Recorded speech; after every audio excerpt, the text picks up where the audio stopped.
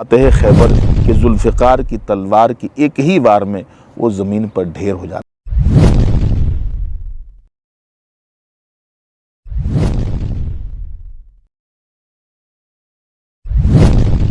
السلام علیکم ورحمۃ اللہ وبرکاتہ۔ ناظرین، پچھلی ویڈیو کی طرح اس ویڈیو میں بھی احد شریف کے کئی مقامات کی زیارت بھی ہم آپ کو کروائیں گے اور احد کے دلچسپ واقعات ہم آپ کو بتائیں گے، صحابہ کرام رضی اللہ تعالی عنہم کی قربانیاں۔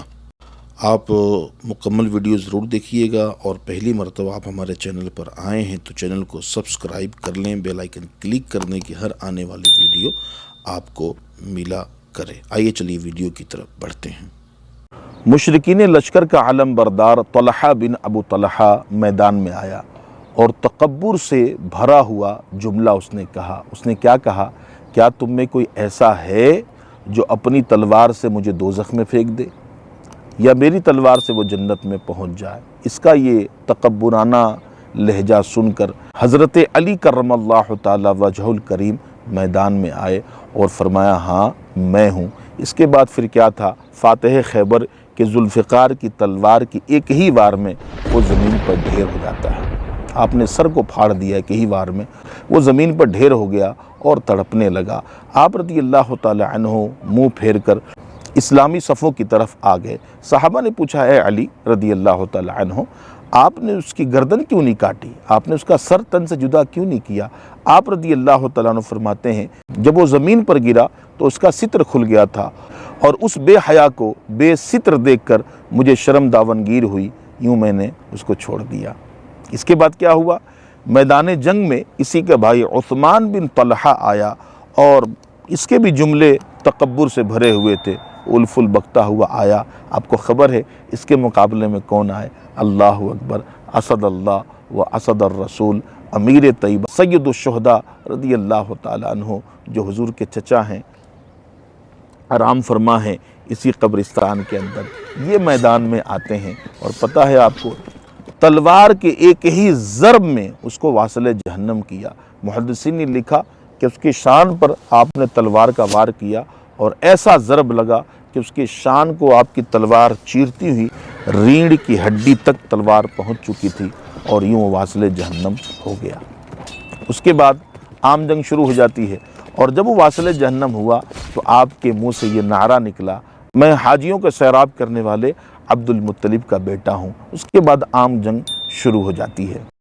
جنگ احد میں ایک اور صحابی رسول ہیں جن کا بڑا زبردست کردار رہا ہے، حضرت ابو دجانہ رضی اللہ تعالی عنہ۔ ان کا یوں واقعہ ہے کہ مصطفیٰ کریم صلی اللہ علیہ وسلم کے دشت مبارک میں ایک تلوار تھی، اور اس پر کیا لکھا ہوا تھا؟ بزدلی میں شرم ہے اور آگے بڑھ کے لڑنے میں عزت، اور آدمی بزدلی کر کے تقدیر نہیں بدل سکتا۔ حضور صلی اللہ علیہ وسلم نے فرمایا کہ کون ہے جو اس تلوار کو لے کر اس کا حق ادا کرے؟ یہ سن کر بہت سارے صحابہ کرام رضی اللہ تعالی عنہم اس سعادت کے لیے لبکے حضور صلی اللہ علیہ وسلم کی طرف، مگر نصیب میں تو حضرت ابو دجانہ رضی اللہ تعالی عنہ کے تھا۔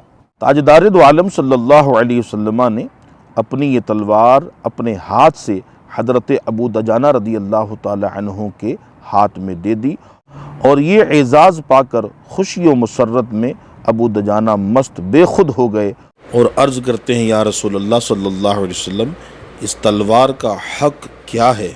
آقا صلی اللہ علیہ وسلم نے ارشاد فرمایا ابو دجانہ رضی اللہ تعالیٰ عنہ سے، تو اس تلوار سے کافروں کو قتل کر یہاں تک کہ یہ ٹیڑھی ہو جائے۔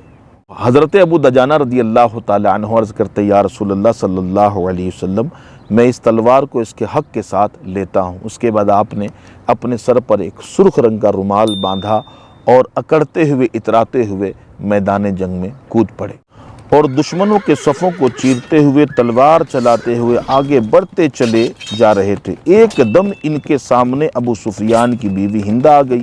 حضرت ابو دجانہ رضی اللہ تعالی عنہ نے ارادہ کیا کہ اس پر تلوار چلا دیں، پھر اس خیال سے تلوار ہٹا لی کہ محمد صلی اللہ علیہ وسلم کے تلوار کے لیے یہ زیب نہیں ہے کہ کسی عورت کا یہ سر کاٹے۔ اس کے بعد اس ارادے سے آپ پیچھے ہٹ گئے۔ آپ رضی اللہ تعالیٰ عنہ لڑتے چلے جا رہے ہیں، جوش جہاد ایسا غالب ہے آپ پر کہ مارتے کاٹتے چلے جا رہے ہیں۔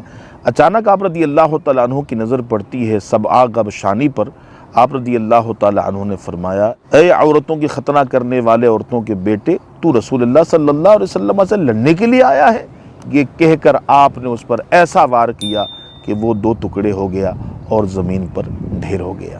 جیسا کہ پچھلی ویڈیو میں بتا چکا ہوں، جبیر بن مطعم کا غلام تھا وحشی، کیونکہ جبیر بن مطعم کا چچا واصل جہنم کیا گیا تھا بدر میں، اور اس کو لینا تھا بدلہ، اور عتبہ بھی واصل جہنم کیا گیا تھا، اس کا بھائی شیبہ بھی واصل جہنم ہوا تھا۔ عتبہ چونکہ ہندہ کا باپ تھا، تو ہندہ نے اور جبیر بن مطعم نے یہ وعدہ کیا تھا کہ اگر تو نے سید الشہداء امیر حمزہ رضی اللہ تعالیٰ عنہ کو قتل کر دیا تو ہم تجھے غلامی سے آزاد کر لیں گے۔ سید الشہداء امیر حمزہ رضی اللہ تعالیٰ عنہ لڑتے ہوئے آگے بڑھے، اور وہ چونکہ پتھر کے پیچھے چھپا ہوا تھا، سامنے سے وار نہیں کیا۔ سامنے سے تو کوئی آپ رضی اللہ تعالیٰ عنہ سے لڑ ہی نہیں سکتا تھا۔